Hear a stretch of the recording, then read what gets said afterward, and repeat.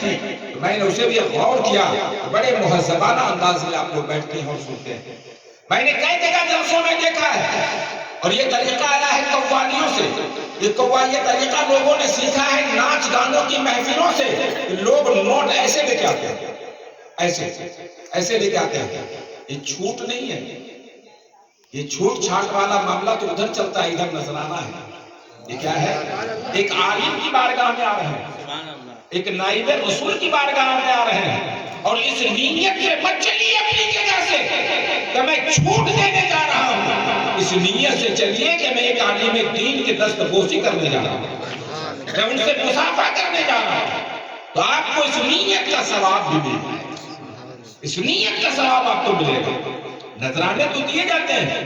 اللہ کے پیارے نبی صلی اللہ علیہ وسلم نے حضرت حسان کو جو نذرانہ دیا تھا، آپ نے جو تحفہ آپ نے انہیں عطا فرمایا، اس زمانے میں کوئی کسی مداح رسول کو دے ہی نہیں سکتا، کوئی ایسا نواز ہی نہیں سکتا۔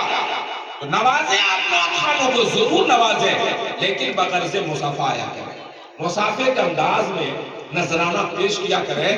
یہ ہمیں دکھانا مقصد نہیں ہے، ہمیں ثواب کمانا مقصد ہے۔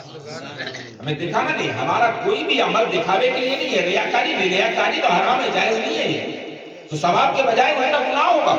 ہم جو بھی عمل کریں اللہ اور اللہ کے رسول کے لیے کریں، اللہ اور اللہ کے رسول کے لیے۔ الحب للہ والبغض للہ۔ اگر محبت بھی کریں تو اللہ کے لیے، اور کسی سے دشمنی بھی کریں تو صرف اللہ کے لیے۔ اپنا ذاتی مفاد اس میں شامل نہیں ہو۔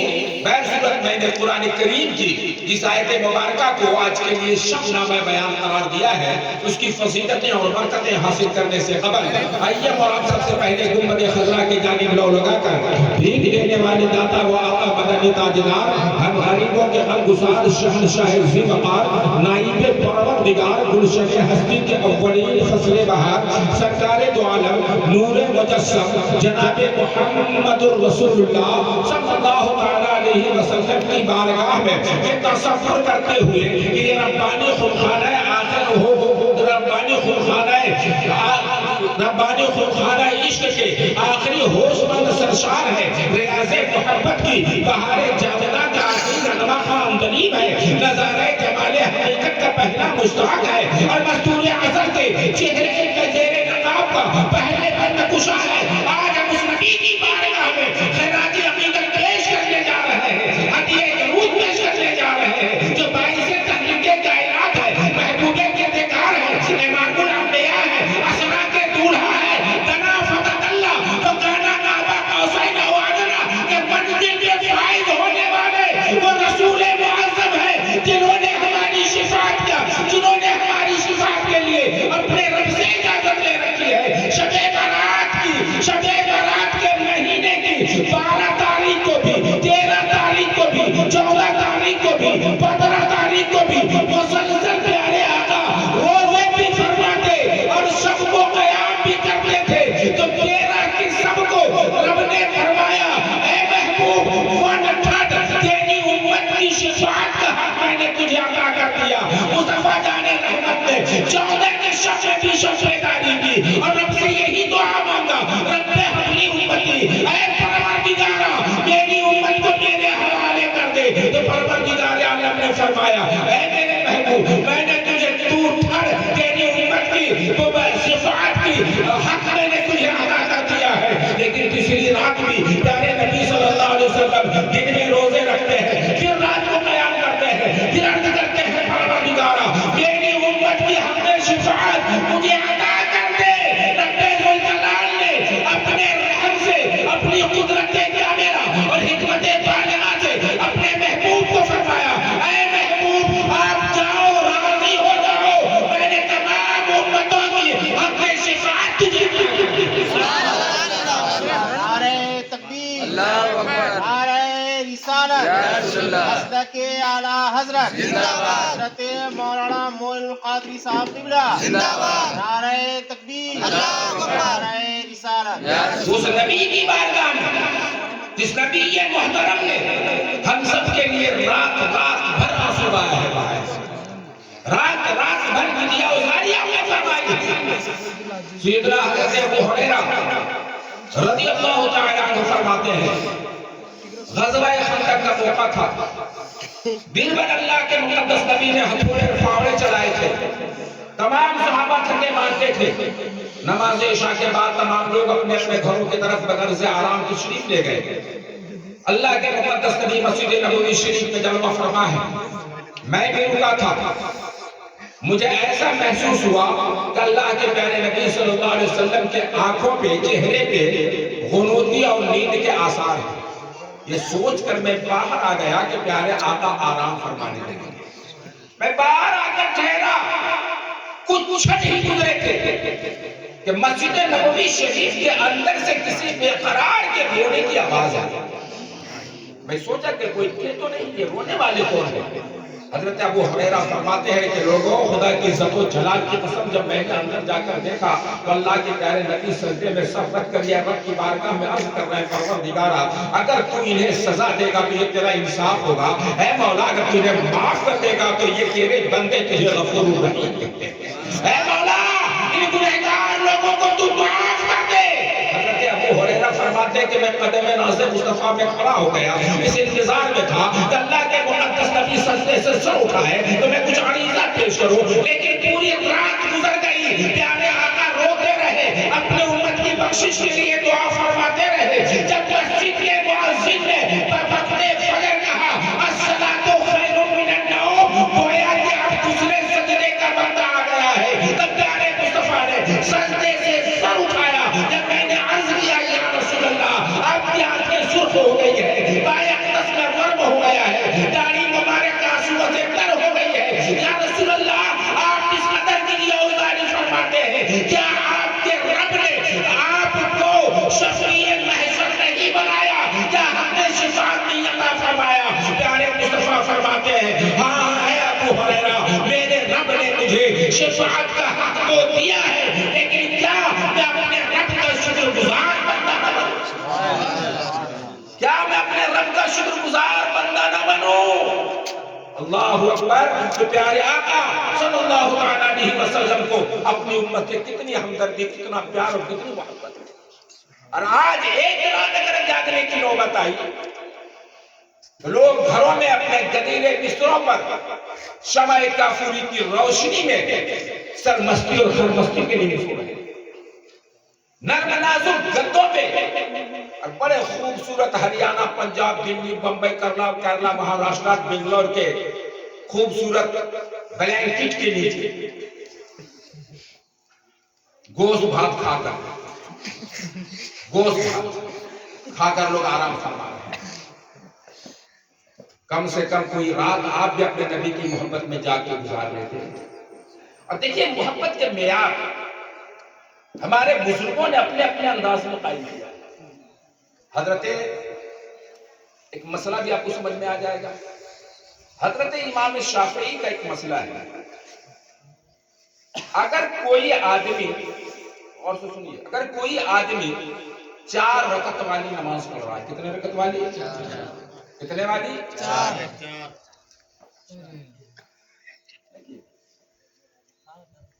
4 رکعت والی نماز پڑھ رہا ہے، کتنے والی؟ 4۔ ارے بولیے نا، 4۔ انور بھائی آپ کی آواز بڑی کمزور ہے۔ ہاں 4 رکعت والی نماز پڑھ رہا ہے، 2 رکعت میں تحیات پڑھ کر تیسری رکعت اور چوتھی رکعت کے لیے کھڑا ہوگا نا، لیکن تحیات پڑھ کر کھڑا ہونا بھول گیا، اس نے درود پاک پڑھنا شروع کر دیا۔ کیا پڑھنا شروع کیا؟ درود پاک پڑھنا شروع کیا۔ درود پاک آدھا پڑھ لیا ہو یا پونا پڑھ لیا ہو یا آدھی لائن پڑھا ہو، اسے یاد آیا میں 4 رکعت والی نماز پڑھ رہا ہوں، پھر اللہ اکبر کہتے وہ کھڑا ہو گیا۔ اب یہاں پہ اختلاف ہے، 2 رکعت وہ پڑھے گا، 2 رکعت پڑھنے کے بعد جب نماز مکمل ہوگی تو تحیات کے بعد حضرت امام اعظم فرماتے ہیں کہ چوتھی رکعت میں سلام پھیرنے سے پہلے جب تحیات پہلے پڑھے گا تو تحیات پڑھنے کے بعد دائیں طرف سلام پھیرے گا، پھر 2 سجدے کرے گا۔ کتنے سجدے کرے گا؟ 2 سجدے۔ سجدہ کو کیا کہتے ہیں؟ سجدے کو کیا کہتے ہیں؟ سجدے سہو۔ کیا کہتے ہیں؟ سجدے سہو کہتے ہیں۔ 2 سجدے کرے گا، اس کے بعد پھر تحیات پڑھے گا۔ پھر درود پاک پڑھے گا، پھر دعائے معصورہ شریف پڑھے گا، پھر سلام پھیرے گا، اب نماز مکمل ہوگی۔ تو یہ کون کہتے ہیں؟ حضرت امام اعظم کو حنیفہ فرماتے ہیں کہ سجدہ سہو کرنا واجب ہے، اگر سجدہ سہو نہیں کرے گا تو نماز واجب الاعادہ ہے، یعنی پھر سے وہ نماز کو لوٹائے گا۔ حضرت امام شافعی کیا کہتے ہیں کہ سجدہ سہو کرنے کی ضرورت نہیں ہے، جب یاد آیا درود پڑھتے پڑھتے تب کھڑا ہو جائے، پھر دو رکعت پڑھ لے، تحیات پڑھے، درود پڑھے، دعائے معصورہ پڑھے، سلام پھیر کے دعا مانگے، نماز ہو جائے گی۔ یہ حضرت امام شافعی فرماتے ہیں۔ حضرت امام اعظم کیا کہتے ہیں؟ سجدہ سہو کرنا ضروری ہے، واجب ہے۔ اب ان دونوں اماموں کا، دونوں امام برحق، چاروں امام برحق، یہ تمام ائمہ کرام ہمارے سر اور آنکھوں پر، ہم ان کے قدموں کے دھول کے برابر بھی نہیں۔ یہ دونوں اماموں کا یہ مقدمہ اللہ کے مقدس رسول کی بارگاہ میں حالت رؤیا میں، یعنی خواب کی حالت میں پیش ہوا۔ حضرت امام اعظم بھی دیکھتے ہیں کہ بارگاہ مصطفیٰ میں حاضر ہے، حضرت امام شافعی بھی دیکھ رہے ہیں کہ بارگاہ مصطفیٰ میں حاضر ہے۔ آقا و مولا صلی اللہ علیہ وسلم مسکراتے ہوئے فرماتے ہیں، شافعی، ابو حنیفہ، تم دونوں یہ بتاؤ کہ تم نے کہا کہ سجدہ سہو کرنا واجب ہے، اور تم نے کہا کہ سجدہ سہو کرنے کی ضرورت نہیں ہے، ویسے ہی پڑھ لے نماز ہو جائے گی، آخر وجہ کیا ہے؟ تو حضرت امام شافعی عرض کرتے ہیں، یا رسول اللہ میرے ماں باپ آپ کو قربان، یا رسول اللہ میری ماں باپ قربان، پڑھنے والے نے درود ہی تو پڑھا ہے، غلطی کیا کی؟ سجدہ سہو تو غلطی میں کیا جاتا ہے، اس غلطی کے ازالے کے لیے سجدہ سہو کی ضرورت پڑتی ہے۔ پڑھنے والے نے یا رسول اللہ آپ کی ذات اقدس میں درود ہی تو پڑھا ہے، درود پڑھنا کوئی غلط کام نہیں ہے، درود پڑھنا کوئی غلط کام تھوڑی کہ سجدہ سہو کرے گا۔ اور اللہ کے پیارے نبی صلی اللہ علیہ وسلم نے حضرت امام اعظم سے فرمایا کہ ابو حنیفہ تم بتاؤ کہ تم نے یہ کیوں کہا کہ سجدہ سہو کرنا واجب ہے، اس کی غلطی کیا ہے؟ تو حضرت امام عرض کرتے ہیں، یا رسول اللہ آپ کی ذات وہ نہیں، توجہ درکار ہے، یہ جملہ میں دینا چاہ رہا ہوں، یا رسول اللہ آپ کی ذات وہ نہیں کہ کوئی بھول کے درود پڑھے، ارے ذات مصطفیٰ وہ ہے کہ محبت میں ڈوب کے درود پڑھا کرے، بھول کے پڑھا ہے، یہی اس کی غلطی ہے، اور اسی بنیاد پر اس کا سجدہ سہو بھول کے پڑھا ہے، یہ بھول کر پڑھنا یہی غلطی ہے، اور اسی بنا پر اس میں سجدہ سہو واجب ہو رہا ہے۔ تو حضرت امام شافعی بھی محبت پیش کر رہے ہیں، حضرت امام اعظم بھی اپنی محبت پیش کر رہے ہیں، لیکن حضرت امام اعظم کی محبت کا معیار بڑا بڑا ہے۔ تو وہ نبی کی ذات ہے جس نبی پہ بھول کر نہیں، بھول کر نہیں، محبت میں ڈوب کر درود پڑھنے کی بات ہے۔ تو پڑھنیے نا ڈوب کر کے درود پڑھیں، صلی اللہ علیہ وآلہ وسلم، صلی اللہ علیہ وسلم، صلاۃ و سلام علیک یا رسول اللہ، صلاۃ و سلام علیک یا حبیب اللہ۔ میں محبت میں ڈوب کر درود پڑھنے کے لیے میں نے پوری تقریر کر دی، پھر آپ کو درود پڑھنے کا یہ انداز ایسا معلوم ہوا کہ جیسے کہیں بھاگنے والے ہیں، جیسا ڈوب کے پڑھیے نا محبت میں، جھوم کے پڑھیے محبت میں، درود پڑھ رہے ہیں۔ درود ہی ایک ایسا عمل ہے جو کبھی رد نہیں ہوتا ہے، سبحان اللہ۔ درود ایک ایسا عمل ہے جو کبھی رد نہیں ہوتا ہے۔ قرآن کریم میں رب ذوالجلال ارشاد فرما رہا ہے، ان اللہ و ملائکتہ یصلون علی النبی یا ایھا الذین آمنوا صلوا علیہ وسلموا تسلیما، بے شک اللہ اور اس کے فرشتے درود بھیجتے ہیں اپنے نبی پر، بس اے ایمان والوں کو بھی درود و سلام بھیجا کرو، کثرت سے زیادہ درود و سلام بھیجا کرو۔ اور اب جانتے ہیں معراج کی رات جب پیارے مصطفیٰ سدرۃ المنتہا سے آگے بڑھے، جنت الماوا کو آپ نے وہیں سدرہ کے دیکھا، سدرہ کے قریب ہے جنت الماوا۔ جہنم کو آپ کے سامنے پیش کیا گیا، آپ نے جہنم کے مشاہدہ فرمایا۔ اللہ کے پیارے نبی نے حضرت جبرائیل سے فرمایا کہ جبرائیل آگے بڑھو۔ حضرت جبرائیل عرض کرتے ہیں، یا رسول اللہ میں اس سے آگے نہیں بڑھ سکتا، میں اس سے آگے نہیں بڑھ سکتا۔ حضرت شالی علیہ الرحمہ اس کی یوں منظر کشی فرماتے ہیں، اگر یک سرے کوئی برتن پرم فروغ تجلی بصیرت پر یا رسول اللہ اگر میں یہاں سے ایک بال کے برابر بھی آگے بڑھا تو تجلی کی روشنی میرے بالوں پر کو جلا ڈالے گا. میں اس سے آگے نہیں جا سکتا, آپ تشریف لے جائیں. پیارے مصطفیٰ آگے بڑھتے ہیں, فرماتے ہیں کہ کچھ دور تک کہ میں جب چلتا رہا رف رف سے فرشتوں کی آواز آتی ہے. آگے بڑھا تو جنت میں نے بلال کے چلنے کی آہٹ سنی. جنت میں نے اپنے بلال کے چلنے کے قدموں کی آہٹ سنی. اب پتہ یہ چلا کہ پیارے مصطفیٰ عالم غیب میں پہنچ چکے. وہ عالم شہادت نہیں ہے, وہ کیا ہے؟ عالم شہادت نہیں, عالم غیب میں پہنچ چکے. جب عالم غیب میں میرے نبی پہنچے تو حضرت بلال چل رہے ہیں مکے کی گلیوں میں. حضرت بلال مکے کی گلیوں سے گزر رہے ہیں, ان کے قدموں کی آہٹ جنت میں گونج رہی ہے. ان کے چلنے کی آہٹ جنت میں گونج رہی ہے. وہ بلال جس کو دنیا نے اچھوت بنا کر رکھا, جس کو لوگ اپنے قریب بیٹھنے دینا گوارا نہیں کرتے, جو لوگ بلال کے طرف دیکھنا مناسب نہیں سمجھتے, ظالموں نے بلال کو مار مار کر ان کی ہڈیاں توڑ دی تھی, بدن سے چمڑیاں ناخن سے کوریٹ ڈالی تھی, سینے کے گرم چٹان رکھ دیے تھے, لیکن اس کے بعد بھی حضرت بلال کے ایمان کی پختگی اور عشق مصطفیٰ کا جذبہ ذرا دیکھیے. اس حال میں بھی حضرت بلال احد احد کے نعرے لگا رہے تھے. سبحان اللہ سبحان احد اللہ. احد کے نعرے لگا رہے تھے.